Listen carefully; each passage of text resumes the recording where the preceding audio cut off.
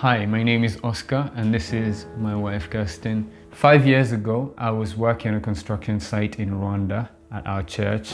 We were getting ready for Vision Sunday, putting up some banners on a scaffold tower. And I was about 8 meters high while we were sitting down the scaffold tower and I fell. So when I fell from the scaffold tower, I was out of consciousness for a few minutes and I didn't know what was happening.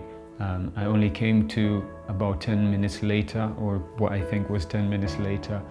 All I could remember was I was at the top of the scaffold tower with my friend and we were, telling jokes. And then next minute I was on the floor. Looking around, I could see some people were quite alarmed on their faces. People were quite scared and some people were already crying and things like that, and I just didn't know what was happening. And then I raised my hands and started looking at my hands to recognize that I had had some injuries to my hands. I had had an open fracture on my right hand, and I could feel so much pain all over my body. My back hurt, sort of my hips hurt. It was just really, really painful as I started to recognize my injuries. In that moment, I realized because my hands were injured, I thought the sudden realization of the fact that I might not be able to use my hands just came to me, and I was in my heart praying, God, I don't want to lose my hands. That was the prayer that came to me in my heart. I just whispered, Lord, I'm a musician, I love serving, and I use my hands all the time. Please, Lord, don't let me lose my hands. And that was my prayer. So I was at home with my parents when Oscar fell, and Oscar's brother had been with him. He ran across to our home. We lived on the church property and knocked at the door and said, Oscar has fallen. And in that moment, a lot went through my mind. And one of the thoughts was, how bad is it? And help, God. That was about as much as I could get out at that point. My parents reminded me that next door was a nurse. I knocked on her door, they were in, and she actually made it to Oscar before I did, which in and of itself was incredible, because his brother had said to me, he's fallen, we want to move him. And of course, when someone's fallen from that height, you're really concerned. And so she was there, she steadied him, and I came. The first thing I saw was Oscar on the floor, his open fracture, and he had a hematoma the size of a tennis ball on his head, and his face was a bit of a mess. And I remember just thinking, oh my goodness, we don't know what we're dealing with, but God, you're in control. And I'll be honest, I was a mess emotionally and I was crying, but we had great friends around us and they took control of the situation and took him to hospital.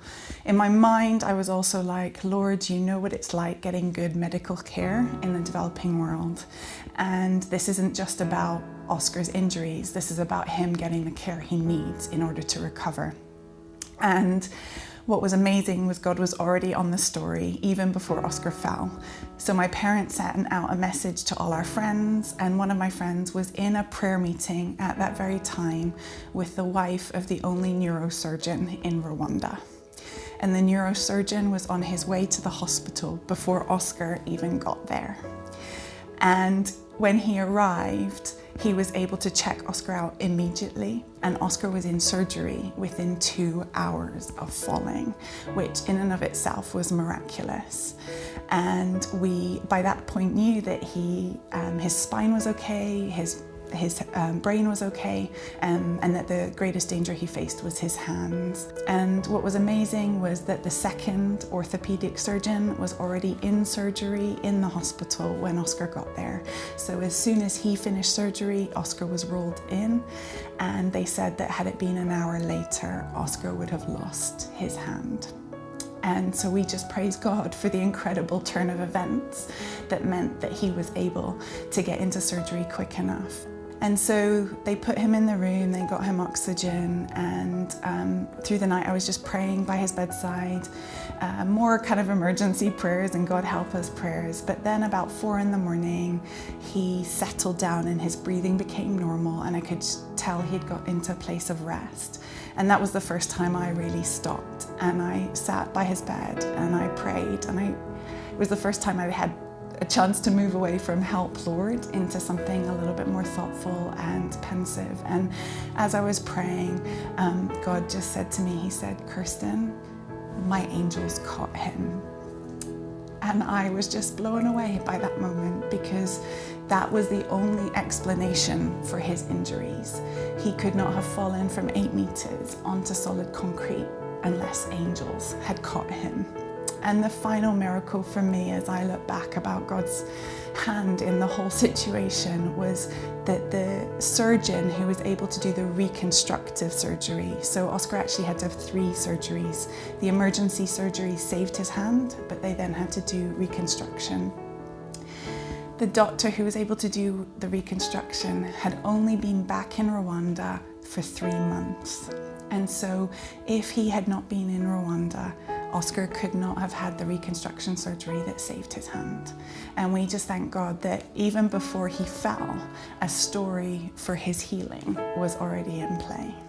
So this experience has been a huge lesson for me, just knowing that God hears our prayers. He hears even the prayers that are not super detailed.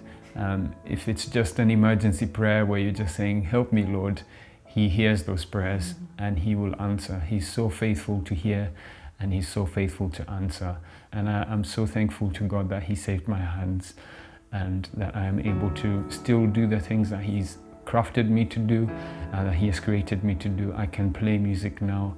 I can use my hands, which is my job, everyday job. I use my hands and I use my hands to do everything, and so it's so good to be able to have my hands, and I thank God that he's faithful to answer prayer.